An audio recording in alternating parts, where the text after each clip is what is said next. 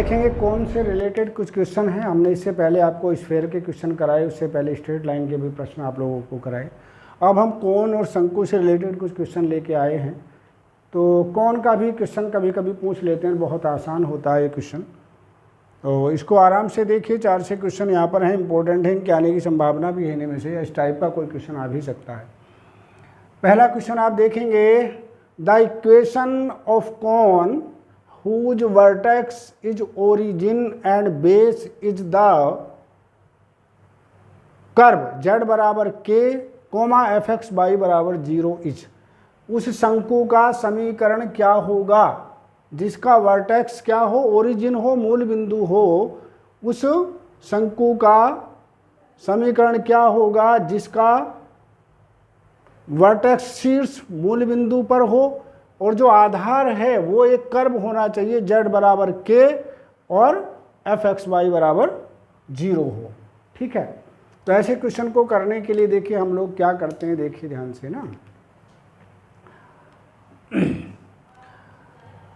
ऐसे क्वेश्चन को करने का तरीका ही होता है, हमारे पास जो कर्व दिए गए होते हैं उनको हम लिख लेते हैं। क्या दिया है कर्व? एक दिया fx y बराबर 0 नंबर 1, और दूसरा दिया उन्होंने z इक्वल टू k। हमें बस कुछ नहीं करना होता, फ्री के नंबर है, अगर देखेंगे 4 नंबर में कुछ है नहीं, फ्री के नंबर है 4।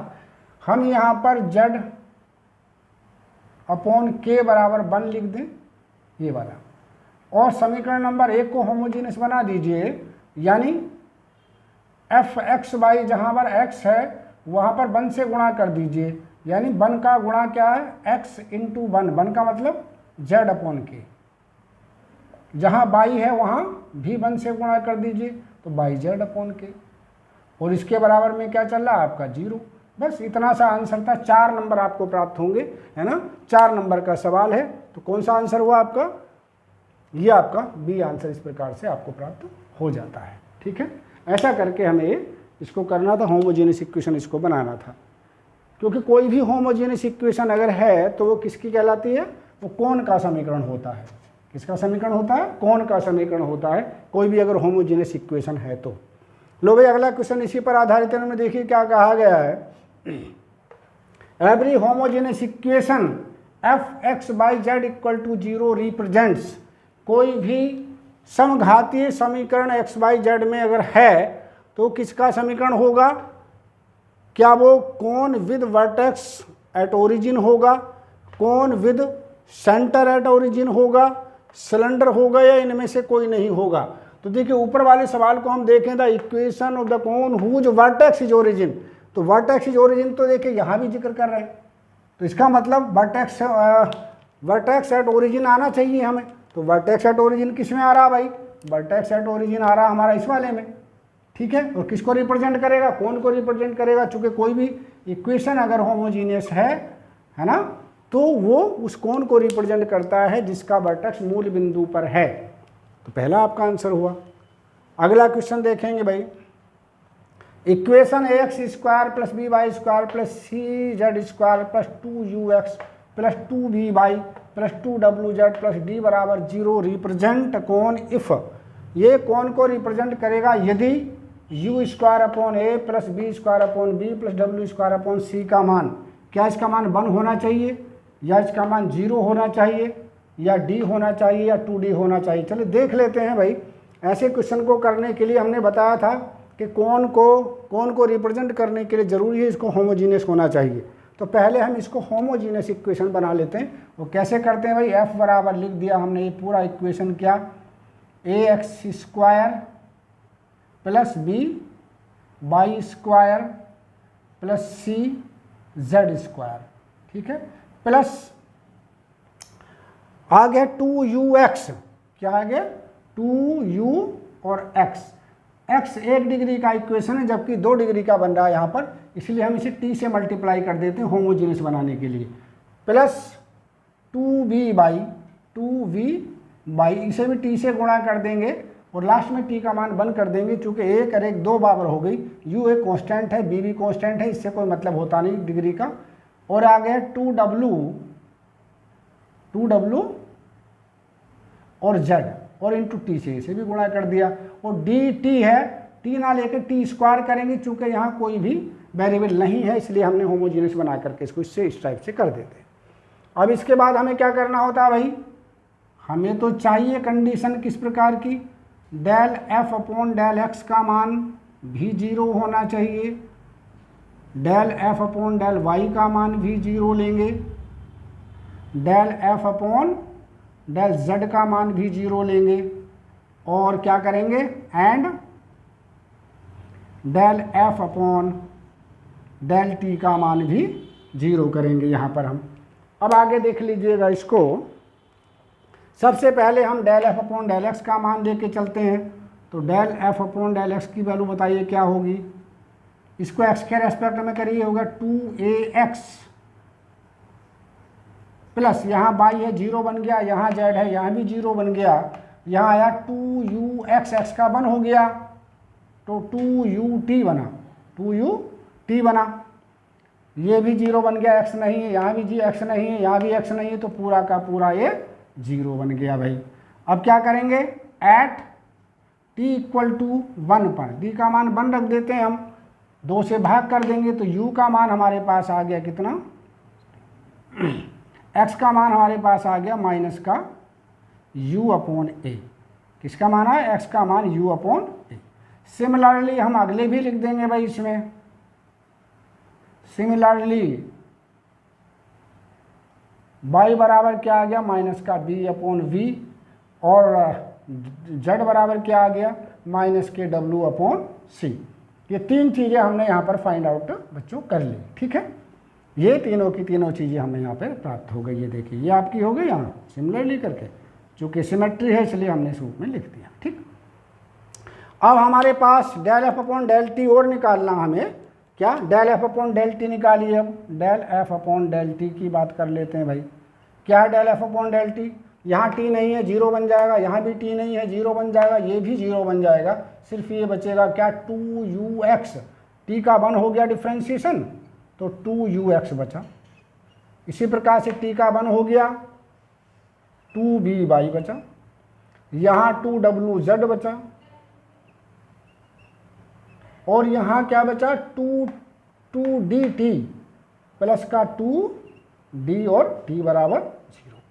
अब at t equal to 1, at t बराबर 1 पर हमने बताया था t का मान यहाँ पर हम 1 प्लेस कर देंगे, तो जब t का मान 1 प्लेस करेंगे तो क्या प्राप्त होगा भाई, 2 से भाग कर दें इसको, यहाँ मिलेगा हमें कितना ux, और x का बच्चों हम ये वाला मान रख देंगे तो क्या बन जाएगा, x का ux रखेंगे तो देखिए यहाँ मिला आपको ux by प्लस wz, ठीक है, और ये मिला आपको d बराबर 0। मान रखना शुरू कर दीजिए भाई, u का मान रखेंगे ये वाला, तो ये बन गया आपका माइनस का u square upon a, minus का v square upon b, minus का w स्क्वायर अपॉन c, और प्लस का d बराबर 0।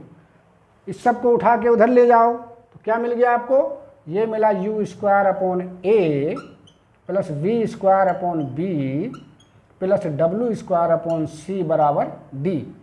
क्या, इसके बराबर d होना चाहिए, क्या होना चाहिए, d हो जाना चाहिए। तो कौन सा आंसर हुआ इस प्रकार से, आपका c आंसर हो जाता है, कौन सा, c, यानी d आंसर है ना, इसका मान जो है d के बराबर हो जाना चाहिए। तो ये क्वेश्चन आपको इस टाइप से करना, कोई भी अगर इस तरीके का कौन का क्वेश्चन पूछ लेते हैं तो आपको इसी तरह से करना, या ये पर्टिकुलर क्वेश्चन भी पूछा जा सकता है, बहुत ज़्यादा क्वेश्चन कौन में नहीं बनते हैं। चलिए आगे देख लेते हैं।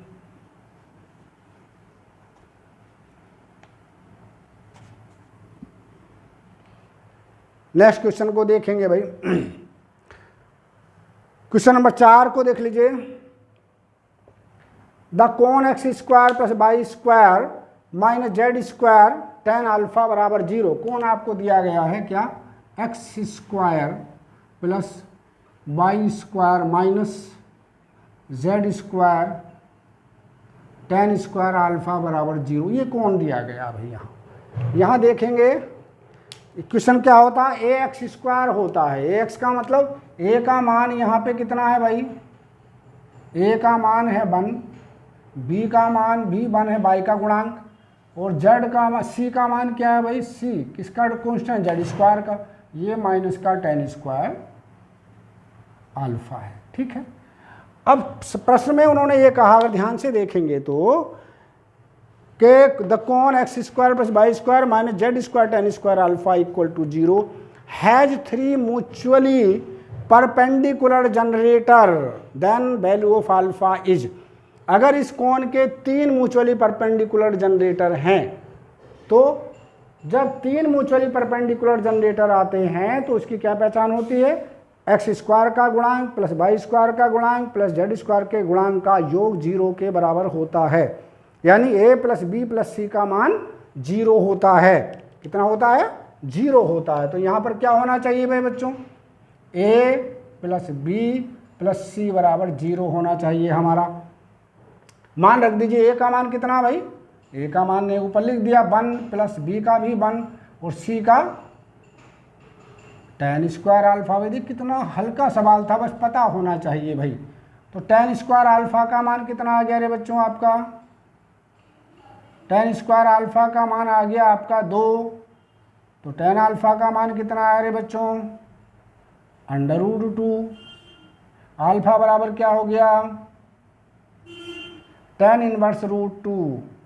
तो इस प्रकार से इसका आंसर हुआ tan इनवर्स √2, अर्थात कौन सा आंसर हुआ, ये आपका आंसर बन जाता है डी आपका, ये आपका आंसर हुआ।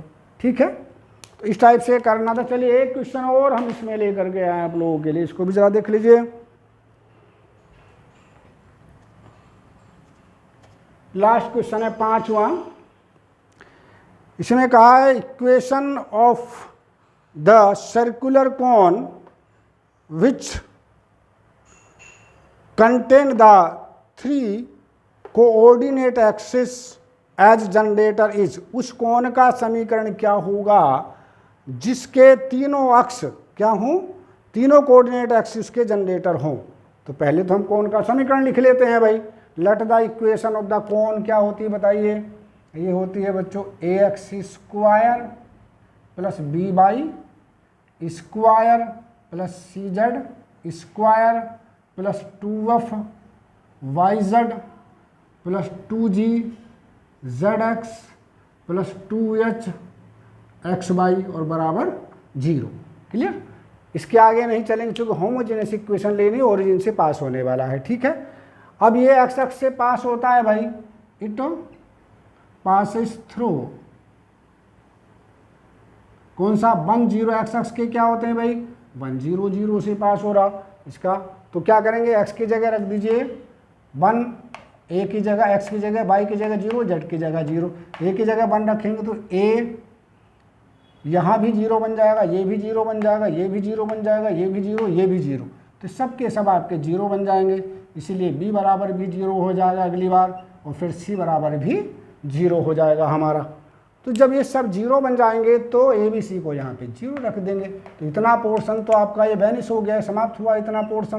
क्या बचा फिर आपका, ये बचा आपका 2f yz 2g zx 2h xy बराबर 0। 2 से इसे भाग कर देंगे, f yz g zx h xy बराबर 0। ये इस प्रकार से आपका आंसर बन जाता है बच्चों, ये आपका आंसर बन जाता है। देखिए अब इसमें क्या क्या भाई, ऐसा कोई आंसर है एफ जी एच यहाँ पर किसी में नहीं दिया गया है, इसलिए कौन सा आंसर हुआ आपका, इसलिए लास्ट वाला ये आपका आंसर बन जाता है। इनमें से कोई भी आंसर नहीं है आपका।